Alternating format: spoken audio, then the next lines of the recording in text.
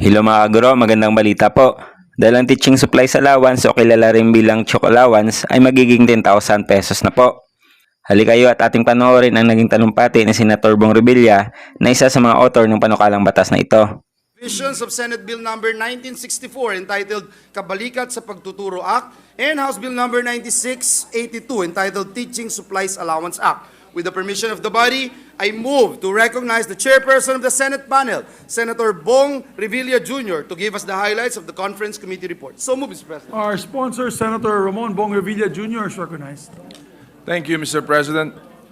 Bago po tayo magsimula, ay nais po nating kilalanin ang ilan sa mga kumakatawan sa ating mga guro na kasama natin sa araw na ito. We have with us today representatives from the Department of Education, Alliance of Concerned Teachers, Teachers Dignity Coalition, and Philippine Public School Teachers Association. The victory belongs to you and to all the youth you embrace and enrich with your service. Isang magandang balita po para sa ating mga gurong bayani dahil sa wakas, tanaw na natin ang katuparan ng pangako at pangarap natin para sa kanila. Our dear teachers have long waited for the passage of this measure that institutionalizes the granting of the teaching allowance. Simulat sa pool pa lamang, atin ang kinikilala ang kanilang hindi mapapantayang sakripisyo at pagkalinga sa ating mga mag-aaral sa loob o labas man ng paaralan. Mr. President, distinguished colleagues, it is an honor for your Committee on Civil Service, Government Organization, and Professional Regulation to present the Bicameral Conference Committee report on the disagreeing provisions of Senate Bill number 1964 and House Bill number 9682. In the interest of time, I would like to move that the joint explanation of the Bicameral Conference Committee on the disagreeing provision be spread into the journal and report of the Senate. The highlights of the Bicameral Conference Committee are as follows. The conferees agreed to use the Senate and House versions as the working draft. Section 1 and Section 7, as well as the title of the Senate version, was adopted as Section 1 of the reconciled bill.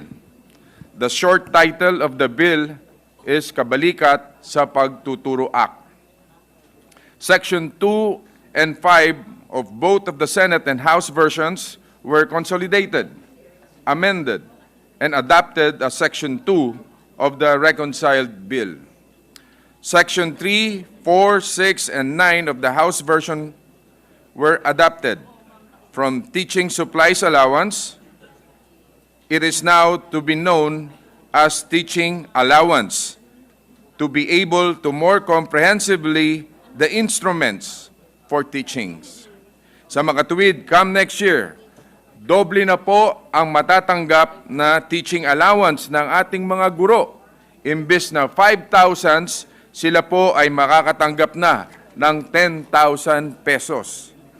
I am thankful to our counterparts in the House of Representatives that the chair of their contingent, Representative Roman Romulo, and their members, Representative Tof de Venecia, Representative Lani Mercado Revilla, Representative Stella Kimbo, and Representative Franz Castro, for being one with us to pass a legislation responsive to the welfare of our teachers. I extend my gratitude to my fellow Senate conferees, to the Bicameral Conference Committee, Senator Win Gatchalian, and my Minority Leader, Senator Coco Pimentel III, for their patience and insights in harmonizing the versions. Maayos nating naitawid ang pinakapuso ng panukala, ang kilalanin sina Ma'am at Sir na sa kanilang dedikasyon.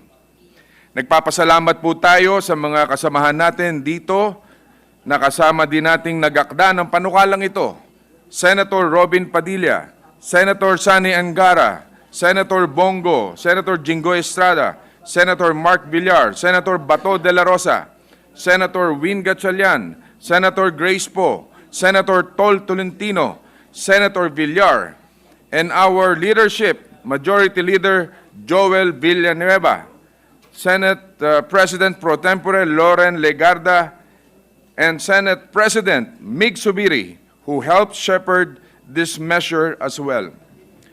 Taus-puso din po nating pasasalamat sa ating mga kasamahan sa Kamara de Representante.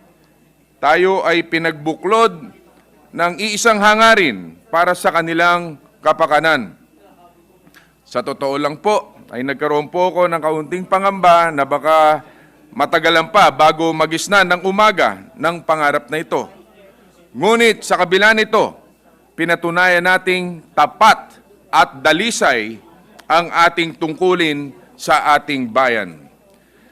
Ang hamon po sa ating lahat ay patuloy na maging kabalikat ng ating mga guro sa mismong hubugin ang ating susunod na henerasyon. Naway gamitin nating inspirasyon ang walang maliw, walang patid at walang pagod na pagmamahal at kabayanihan nila para sa ating mga kabataan. Sa ating mga guro, nakaukit na po sa mga pahina ng kasaysayan ang inyong kadakilaan. We see you and ultimately honor your heroism and selflessness in molding the youth of our nation and nurturing their future. Kayo ay haligi ng ating lipunan at tanglaw ng ating kinabukasan. Mr. President, this is just one of the many steps that the Committee on Civil Service, Government Reorganization, and Professional Regulation is looking into to advance the welfare of our almost 1 million strong public school teachers. Asahan niyo pong hindi ito ang wakas, bagkus ay simula pa lamang ng marami pa nating mga hakbang at pagsasamahan sa walang mintis na pagsulong ng mga kahalintulad na reforma. This is my humble submission that this bicameral conference committee report on the disagreeing provisions of Senate Bill number 1964 and House Bill number 9682 on the kabalikat sa pagtuturo be ratified by this chamber. Thank you, Mr. President.